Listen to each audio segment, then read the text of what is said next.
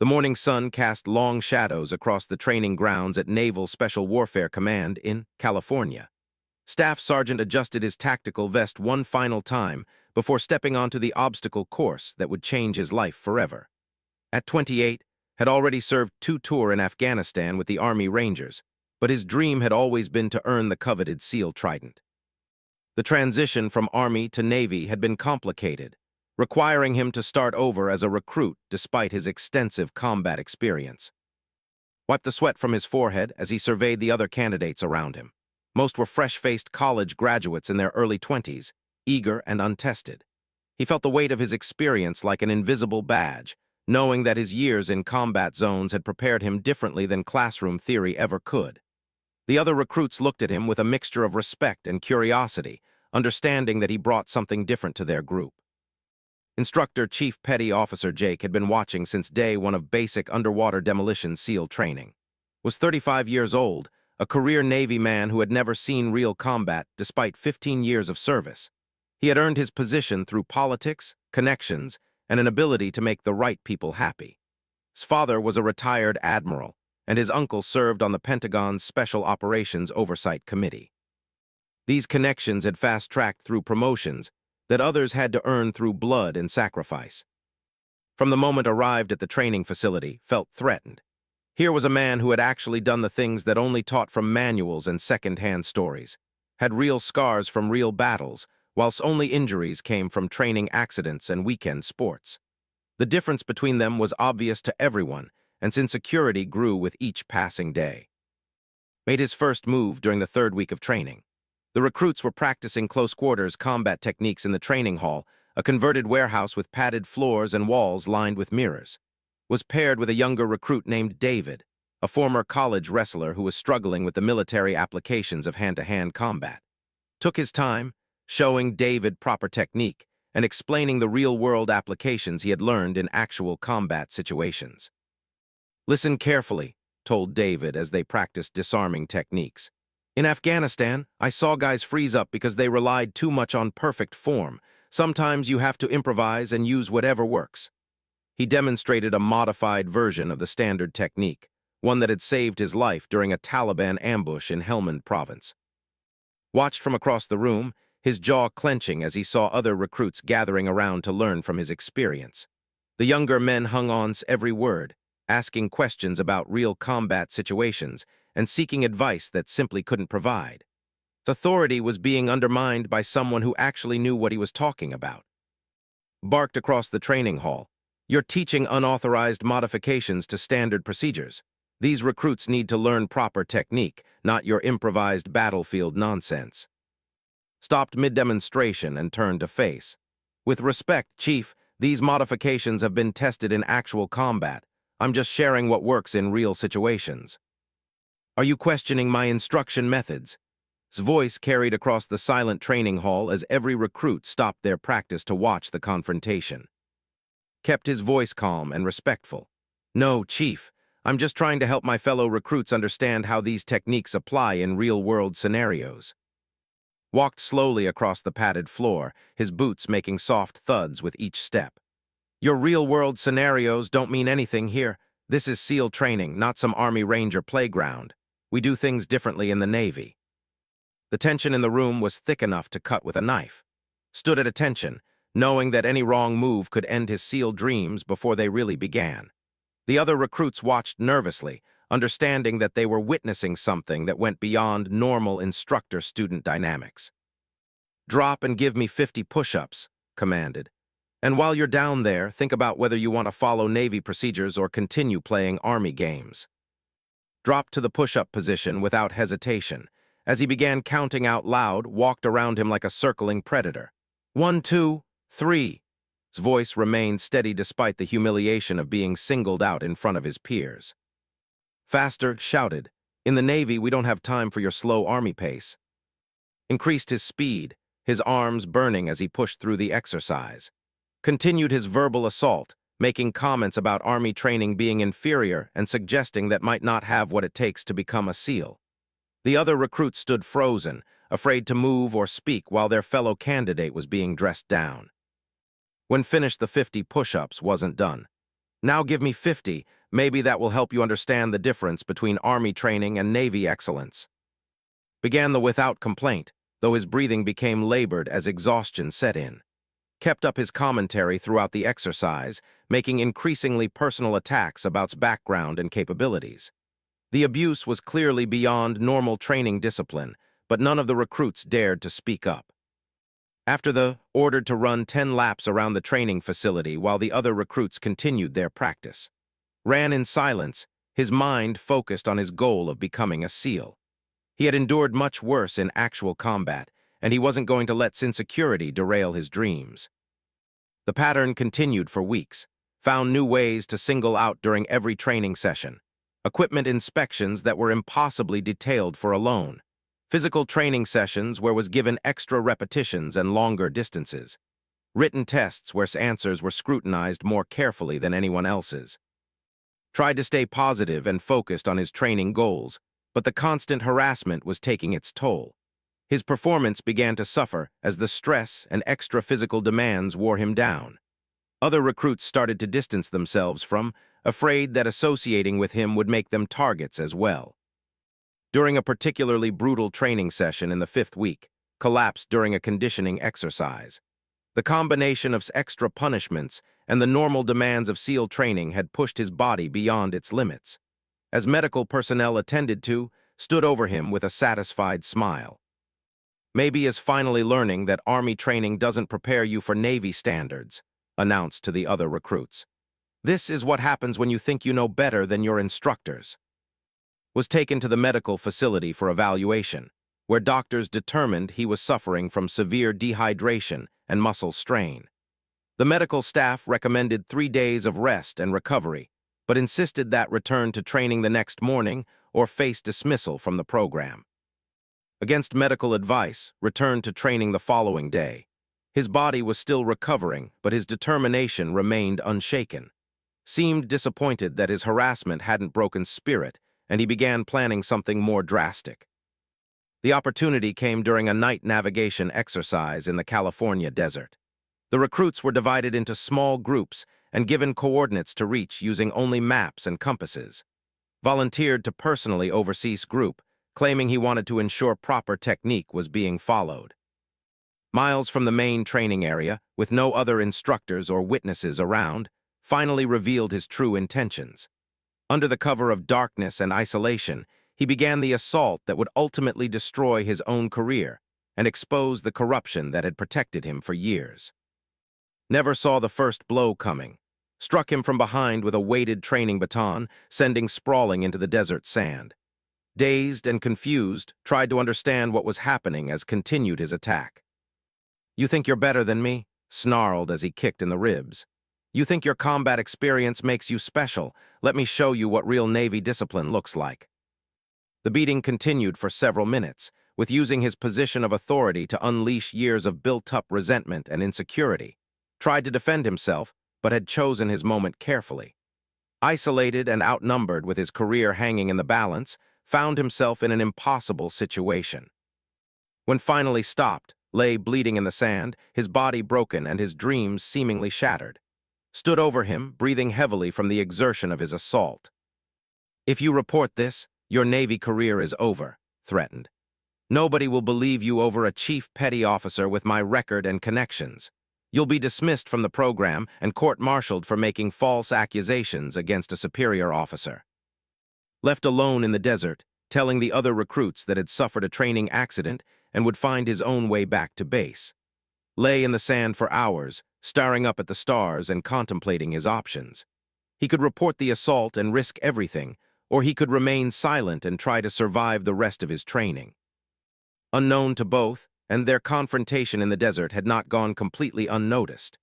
Colonel James Mitchell had been conducting a surprise inspection of training operations when he observed his group heading into an unauthorized area. Something about the situation had troubled Mitchell, prompting him to follow at a distance with night vision equipment. Colonel Mitchell was one of 4 senior SEAL officers who had been quietly investigating reports of training irregularities and instructor misconduct. The group included Colonel Sarah, Colonel Michael Barnes, and Colonel David. All four were combat veterans who had earned their positions through merit rather than connections, and they had grown increasingly concerned about the direction of SEAL training. From his concealed position, nearly a quarter-mile away, Colonel Mitchell witnessed the entire assault through high-powered night vision scopes. He recorded everything on digital video equipment, capturing clear evidence of unprovoked attack on. Mitchell's hands shook with rage as he watched the beating, but his years of military discipline kept him from intervening immediately. Mitchell understood that rushing in would compromise the larger investigation and potentially allow and his allies to cover up the incident. Instead, he documented everything carefully, knowing that the evidence would be crucial in bringing to justice and exposing the broader problems within the training command. After left alone in the desert, Mitchell moved in to provide assistance. He found barely conscious, suffering from multiple injuries including possible concussion, broken ribs, and severe bruising. Mitchell called for medical evacuation while providing first aid, all the while assuring that help was coming. "Son, I saw what happened out here," Mitchell told as they waited for the medical team. "That was not training and it was not discipline. That was assault, and the men responsible will be held accountable." Looked up at the colonel with confusion and hope. After weeks of abuse and isolation, he could hardly believe that someone in authority had finally witnessed true nature. Mitchell's presence represented everything that had hoped the military could be honorable, just, and protective of those who served with integrity. The medical evacuation helicopter arrived within 30 minutes, its rotors cutting through the desert silence as emergency medical personnel rushed to treat. Colonel Mitchell rode with them to the base hospital, maintaining constant contact with his three colleagues about the developing situation. The video evidence he had captured was already being uploaded to secure military servers, ensuring that could never claim the incident hadn't occurred. At the hospital, military doctors worked quickly to assess injuries. X-rays revealed 3 cracked ribs, severe bruising across his torso and back, and signs of head trauma consistent with being struck by a heavy object. The medical report would become crucial evidence in the case against, providing objective proof of the severity of the assault. Dr. Foster, the base's chief medical officer, was appalled by his condition. She had treated training injuries before, but this was clearly different. The pattern of wounds suggested a deliberate beating rather than any kind of training accident. Dr. Foster immediately contacted the base commander to report her concerns about potential instructor misconduct. While received medical treatment, Colonel Mitchell was meeting with his 3 colleagues in a secure conference room. The 4 colonels had been friends and allies for over a decade, serving together in various capacities throughout their careers. Each brought unique expertise to their investigation of training problems within the SEAL command. Colonel Sarah specialized in military law and had prosecuted numerous cases of misconduct during her career. She understood exactly what evidence would be needed to build an airtight case against. Colonel Michael Barnes was an expert in special operations training and had been documenting irregularities in instructor qualifications for months. Colonel David handled intelligence operations and had been quietly gathering information about his family connections and how they had influenced his career progression. "The video evidence is clear and undeniable," Mitchell reported to his colleagues. "Assaulted that recruit without provocation, and I have everything documented from multiple angles." Reviewed the initial medical reports on her tablet. The injuries are consistent with the video evidence. Dr. Foster's preliminary assessment supports a case for aggravated assault. Won't be able to claim this was a training accident. Barnes pulled up his personnel file on the secure computer system. "I've been tracking his record for 6 months now. His promotion timeline is completely inconsistent with normal Navy standards. Someone has been pulling strings to advance his career despite multiple complaints from subordinates and peers." Added his intelligence findings to the mix. His father, Admiral Robert, sits on 3 Pentagon committees that oversee SEAL training budgets and personnel assignments. His uncle, General, chairs the Joint Special Operations Command Oversight Board. The family has significant influence in special operations policy. The 4 colonels understood they were dealing with more than just one rogue instructor. Represented a broader problem of nepotism and corruption that had allowed unqualified individuals to reach positions of authority within elite military units. Their investigation had the potential to expose systemic issues that went far beyond one training incident. We need to move carefully but decisively, advised. His family connections mean he'll have powerful allies trying to protect him. We need to build a case that's so strong that political pressure can't make it disappear. Mitchell nodded in agreement. The recruit, he's the key witness. We need to ensure he's protected and supported throughout this process. Has already threatened him, and those threats will likely escalate once realizes what we have. The colonels spent the next several hours developing a comprehensive strategy. They would document everything, protect from retaliation, and build a case that would not only remove from his position, but also expose the corrupt system that had protected him. Their plan required careful coordination and absolute discretion to prevent his allies from interfering. Meanwhile, was back at the training facility, unaware that his assault had been witnessed and recorded.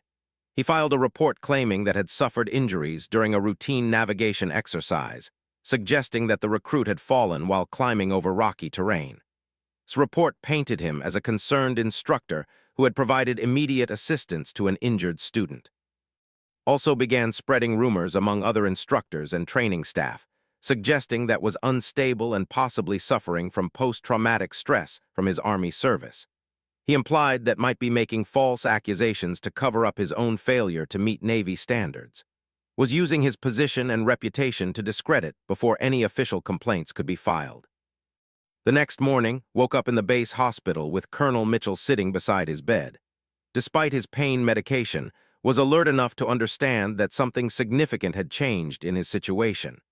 Mitchell's presence suggested that powerful allies had emerged to support him. "I want you to listen carefully," Mitchell began. "Last night's incident was witnessed and recorded. You are not alone in this situation, and you will not face retaliation for telling the truth about what happened." Struggled to sit up, wincing from his injured ribs. "Sir, Chief said that nobody would believe me. He said I'd be court-martialed for making false accusations against a superior officer." Mitchell's expression hardened. "Chief was wrong on both counts. We have video evidence of the assault, and he's the one who will face court-martial proceedings. Your job now is to focus on recovery and be prepared to testify when the time comes." Over the next few days, the four colonels worked systematically to build their case, prepared the legal documentation necessary to formally charge with assault and abuse of authority. Barnes conducted interviews with other recruits and instructors, uncovering a pattern of misconduct that extended far beyond the attack on. Several recruits came forward with stories of inappropriate behavior, excessive punishment, and verbal abuse. Other instructors admitted they had witnessed questionable conduct, but had been afraid to report it due to family connections. The investigation revealed that had been protected by a network of officers who owed their own positions to political influence rather than merit. Intelligence work uncovered financial irregularities in personal accounts, suggesting possible corruption beyond just training misconduct. Had been receiving unexplained payments from military contractors who provided training equipment and services to the SEAL Command. The web of corruption was larger and more complex than the colonels had initially suspected. On the fourth day after the assault, was summoned to appear before a formal review board. He entered the conference room expecting a routine administrative meeting, possibly to discuss training accident. Instead, he found himself facing four senior colonels, a military prosecutor, and several other high-ranking officials. Colonel served as the primary questioner, her legal expertise evident in her methodical approach. "Chief, please describe the events that occurred during the night navigation exercise 4 days ago." Repeated the story he had prepared, describing supposed accident and his own efforts to provide assistance. He spoke confidently, believing that his rank and connections would protect him from any serious consequences. "Chief, are you familiar with the military's definition of assault under Article 128 of the Uniform Code of Military Justice?" asked. His confidence began to waver. "Yes, ma'am, but I'm not sure why that's relevant to a training accident." Activated a large display screen at the front of the room. Because what happened 4 days ago was not a training accident. It was a premeditated assault on a recruit under your supervision. The screen showed crystal-clear footage of striking with the weighted baton. The video captured every detail of the attack, including verbal threats and the sustained nature of the beating. His face went pale as he realized the implications of what he was seeing. This footage was recorded by Colonel Mitchell during his inspection of training operations, continued. It shows you assaulting recruit without provocation, using a weapon, and making threats about the consequences of reporting the incident.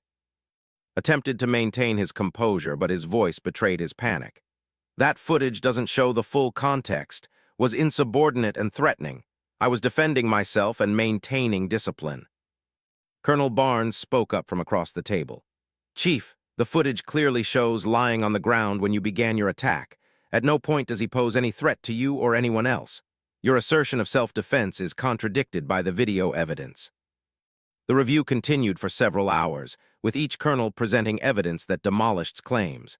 Medical reports confirmed the severity of injuries and their inconsistency with any kind of fall or accident. Witness statements from other recruits revealed pattern of harassment and abuse. Financial records showed unexplained income that suggested broader corruption. His legal representative, provided by his family's connections, attempted damage control but found himself overwhelmed by the volume and quality of evidence. The case against was airtight, with multiple types of proof supporting each allegation. Chief concluded, based on the evidence presented, you are being formally charged with assault, abuse of authority, conduct unbecoming an officer, and conspiracy to obstruct justice. You are suspended from all training duties effective immediately, and you will remain confined to base pending court-martial proceedings. His world collapsed in that moment. The career he had built through connections rather than competence was ending in disgrace.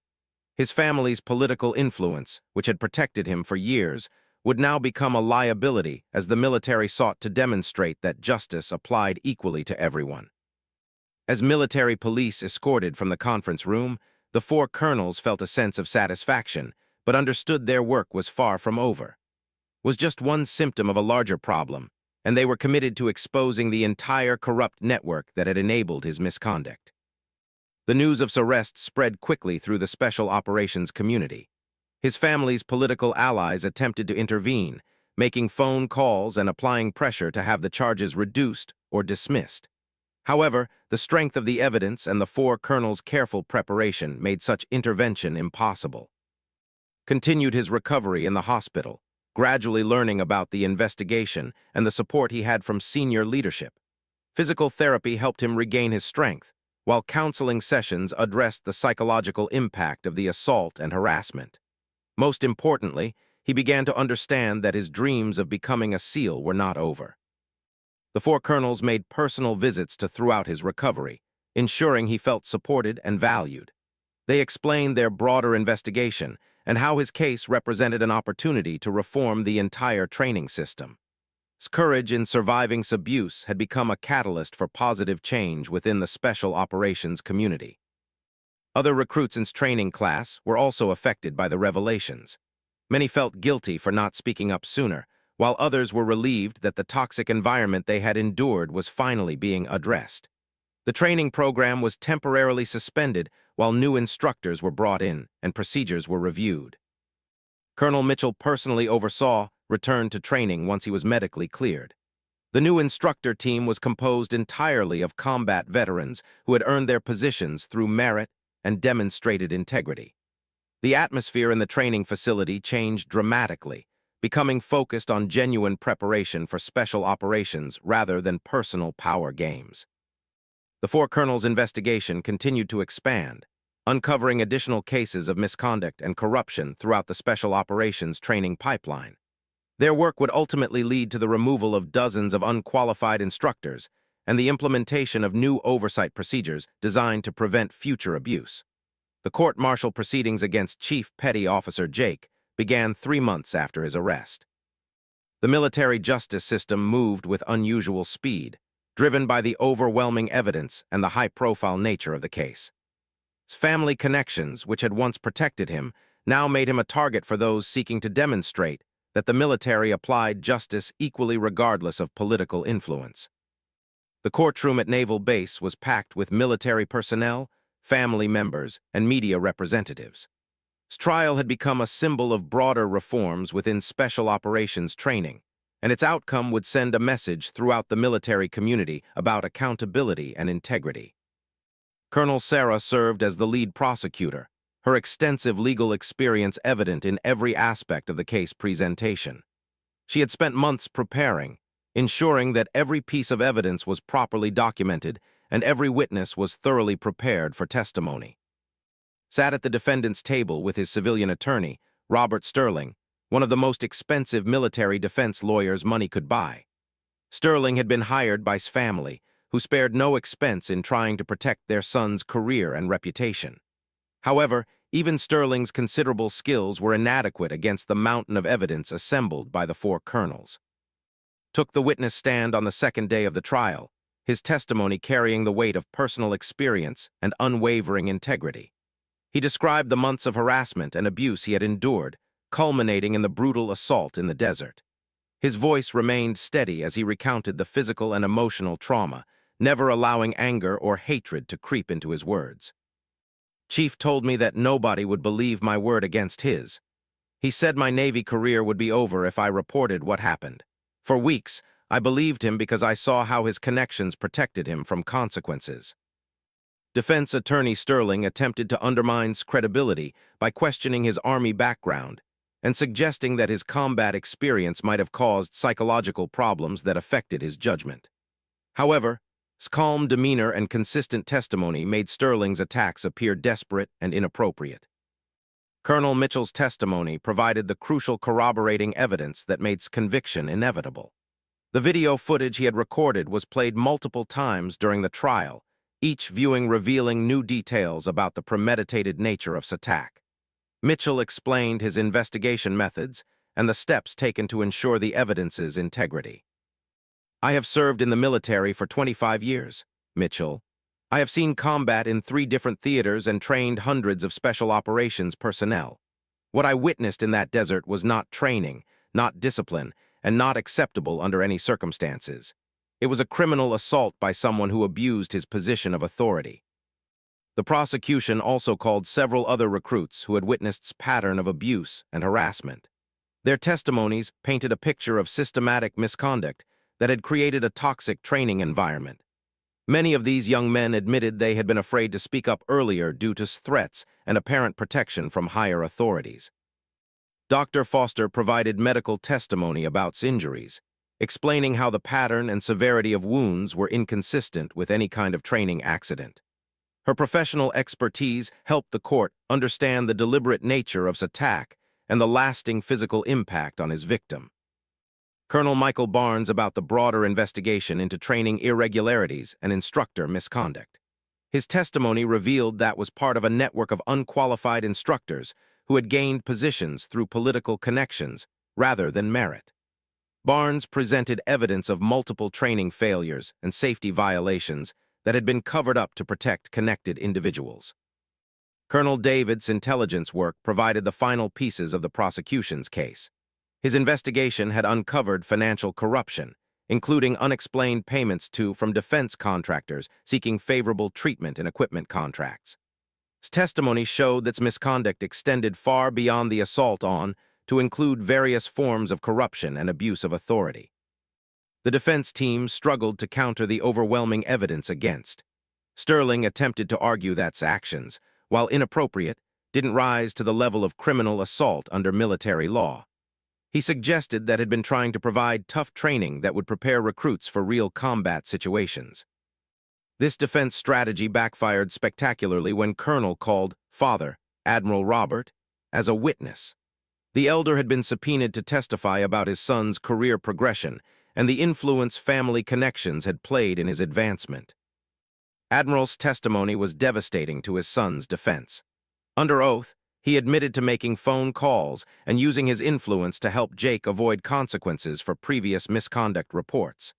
He revealed that multiple complaints had been filed against Jake throughout his career, but they had been dismissed or buried through family intervention.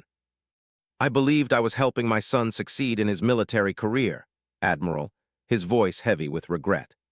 I now understand that my actions enabled behavior that was harmful to other service members and damaging to the integrity of our training programs. The elder's honesty surprised many observers and effectively ended any remaining hope for his son's acquittal. The admission that Jake had been protected from accountability for years made his assault on a peer even more egregious. His uncle, General, was also called to testify about the broader network of influence that had protected unqualified instructors. Her testimony revealed systematic problems within the Special Operations Oversight structure that had allowed political considerations to override merit-based decisions. The trial lasted 2 weeks, with the prosecution methodically presenting evidence that had committed multiple serious crimes while abusing his position of authority. The defense team's attempts to shift blame or minimize actions only served to highlight the severity of his misconduct. During closing arguments, Colonel summarized the case with devastating effectiveness. "Chief didn't just assault one recruit in the desert that night," she told the court. "He assaulted the principles of honor, integrity, and service that define our military. He used his position to harm someone under his protection, and he attempted to use political connections to avoid accountability." Defense attorney Sterling made a final plea for leniency, arguing that his career and family had already suffered enough from the publicity surrounding the case. However, his arguments rang hollow against the mountain of evidence showing systematic abuse of authority and complete lack of remorse for his actions. The military jury deliberated for less than 4 hours before returning guilty verdicts on all charges. Was convicted of assault, abuse of authority, conduct unbecoming an officer, conspiracy to obstruct justice, and multiple counts of financial corruption. The speed of the verdict reflected the overwhelming nature of the evidence against him. The sentencing phase of the trial revealed additional details about misconduct that had been uncovered during the investigation. Character witnesses for the prosecution included multiple service members who had been harmed by his actions over the years. Their testimonies showed that the assault on was not an isolated incident, but part of a pattern of abuse that had persisted throughout his career. The court sentenced to 8 years in military prison, reduction in rank to the lowest enlisted grade, forfeiture of all pay and benefits, and a dishonorable discharge from the Navy. The sentence sent a clear message that abuse of authority would not be tolerated regardless of political connections or family influence. His family connections, which had once protected him, now became additional sources of shame and embarrassment. Both his father and uncle faced their own investigations and potential disciplinary actions for their roles in enabling his misconduct. The scandal rocked the Pentagon and led to broader reforms in how special operations training was overseen and managed. The 4 colonels who had investigated crimes were recognized for their integrity and dedication to justice. Colonel Mitchell received the Distinguished Service Medal for his role in exposing corruption and protecting service members from abuse. Colonels Barnes and each received commendations for their professional excellence in building the case against. More importantly, their investigation led to comprehensive reforms in special operations training programs. New oversight procedures were implemented to prevent political influence from affecting instructor assignments and trainee evaluations. Background checks for training personnel were strengthened, and multiple reporting channels were established to ensure that misconduct could be reported safely. Completed his SEAL training under the reformed program, earning his Trident with distinction 6 months after his conviction. His perseverance through adversity and willingness to speak truth to power made him a respected figure among his peers and instructors. The experience had tested his character and resolve in ways that no training exercise could have matched. The new training environment was dramatically different from what had initially experienced.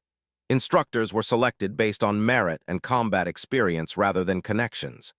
Training remained physically and mentally demanding, but it was conducted with professionalism and respect for the trainees' dignity and safety.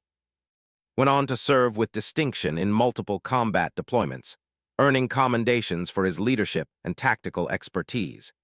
His experience with abuse made him particularly sensitive to the welfare of junior personnel under his command, and he became known as a mentor and protector of younger service members.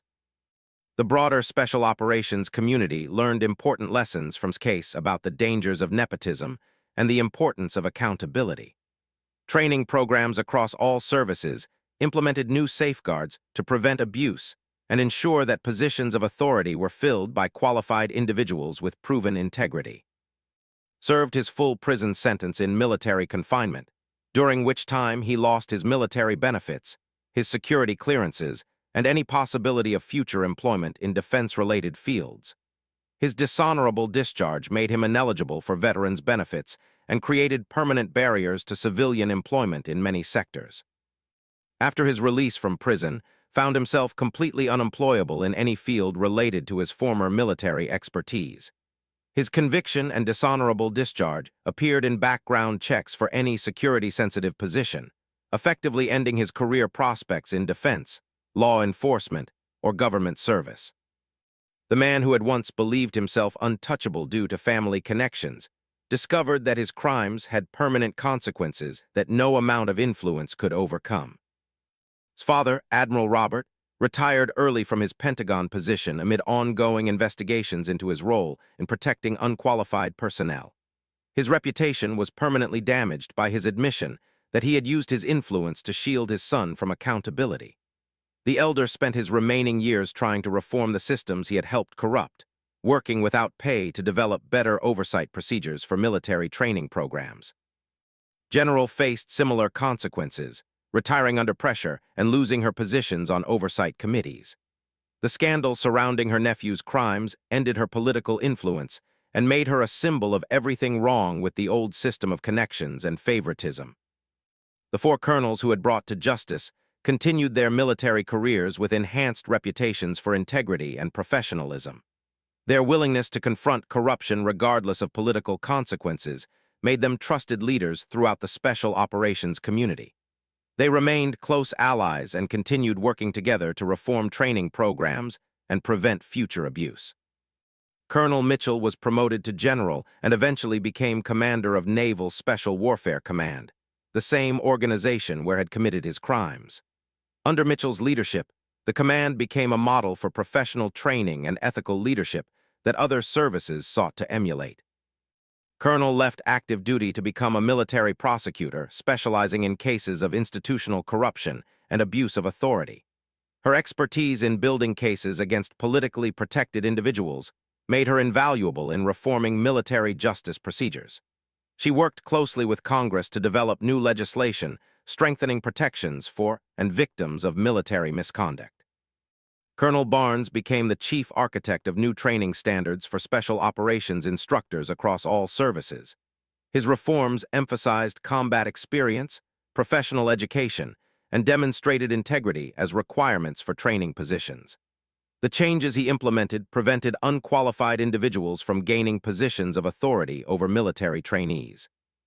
Colonel David applied his intelligence expertise to developing new background investigation procedures for military personnel in sensitive positions. His work helped identify and prevent the placement of individuals with questionable qualifications or integrity in roles where they could harm others or compromise mission effectiveness. The case became a landmark example of how individual courage and institutional integrity could overcome systemic corruption. Military academies and training institutions used the case as a teaching tool to illustrate the importance of speaking up against misconduct and supporting those who faced retaliation for telling the truth. Successful completion of SEAL training and subsequent military career proved that Sabuse had failed to break his spirit or derail his dreams.